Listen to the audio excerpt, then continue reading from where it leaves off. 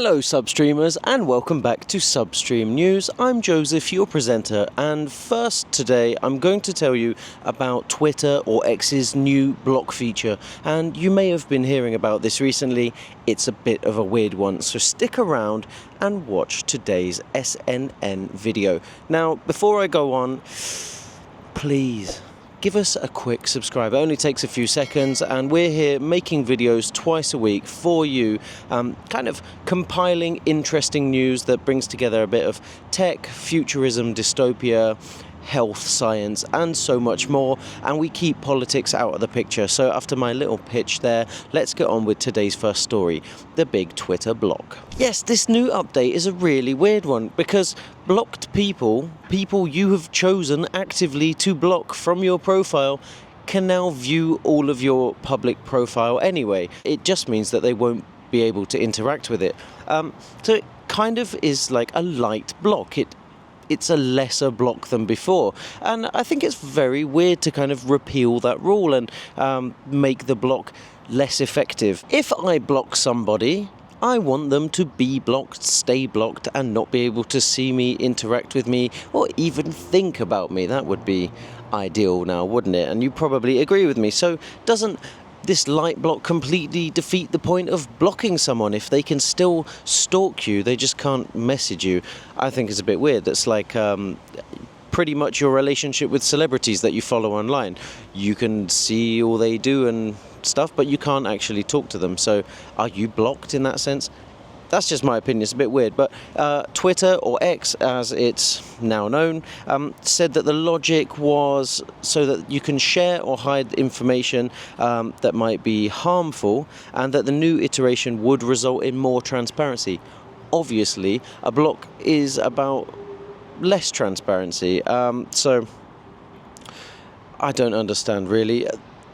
Now, you know, Redditors and commenters, they're saying that it falls flat given that X users can actually make their accounts private anyway. So there's no logic, it's very weird, and I don't actually use Twitter except for my lurker account, so don't really use it.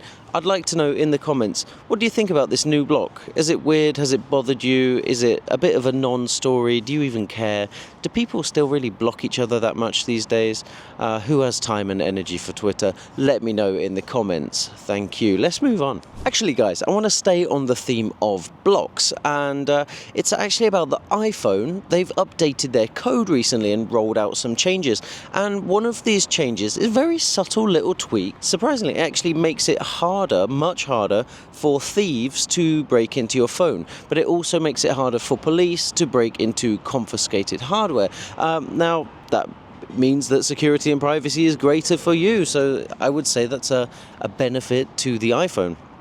Let me tell you what happened. So this kind of was discovered on law enforcement channels who were reporting to one another a change in the behavior of iPhones that were sent for, you know, forensic examination, trying to break into the phones to extract evidence that could be used to put people in jail, I suppose. Well, what happened was that the iPhones were rebooting themselves. If they weren't being logged into over a certain time period, they would reboot. Now that makes them even harder to break into, because police and also hackers and, you know, phone theft gangs have these like password cracking tools that they use to get into devices and steal your information, generate OTPs, do whatever they can harmful, rinse your bank accounts. You may remember a few weeks ago we talked about the Mayor of London and Google working together to try and make phones more hacker-proof. Well, you know, this falls into that category too.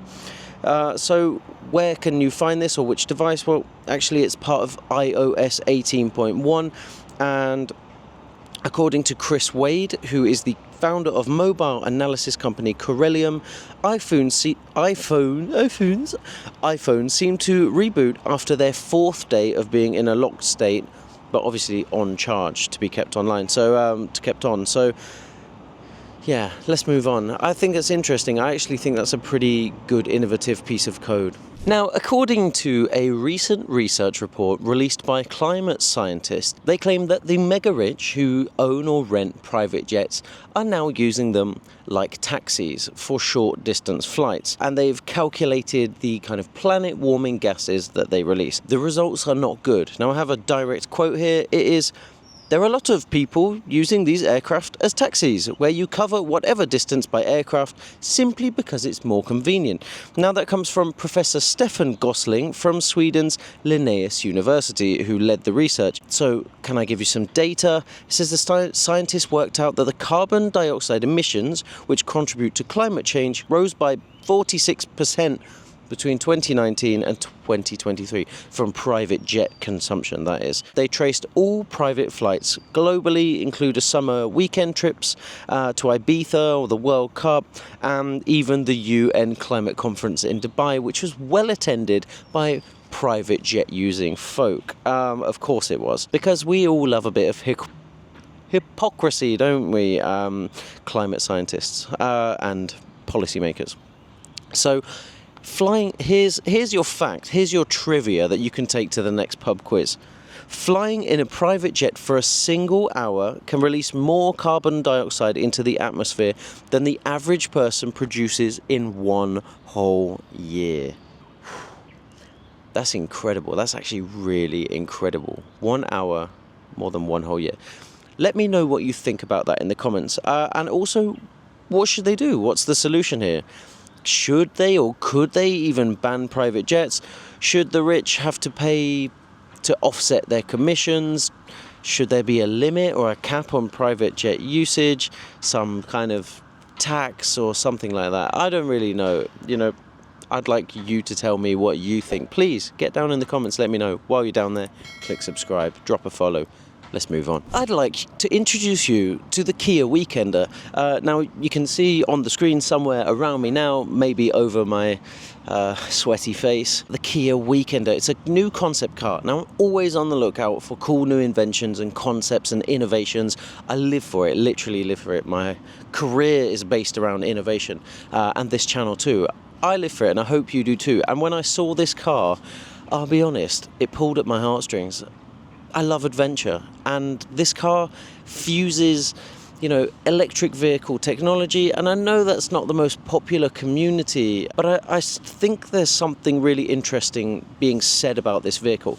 I believe it takes the best ideas of the VW camper van, which is a loved, iconic, cult classic vehicle that's still cherished and protected to this day, and kind of brings it into the 21st century, or actually brings it into 2024 in particular. This car is so 2024. Now, I think if this vehicle, which is still a concept, were to go mainstream, it could be such a big seller. It could make a cultural revolution for EVs.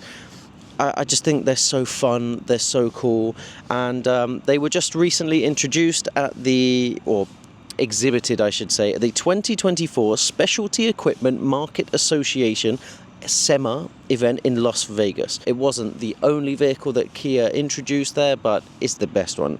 In my opinion, it's really cool. Now, Kia is probing to see whether there really is a market for electrified lifestyle vehicles. And probably many of us watching will come to the same conclusion, is that the range on electric vehicles just until now really isn't far enough to make electrified lifestyle vehicles. So I don't have the information, but I assume that the Weekender will have extra batteries or range extenders, a way of getting you further to your adventure, to really make the most of your weekend, as it is called a Weekender.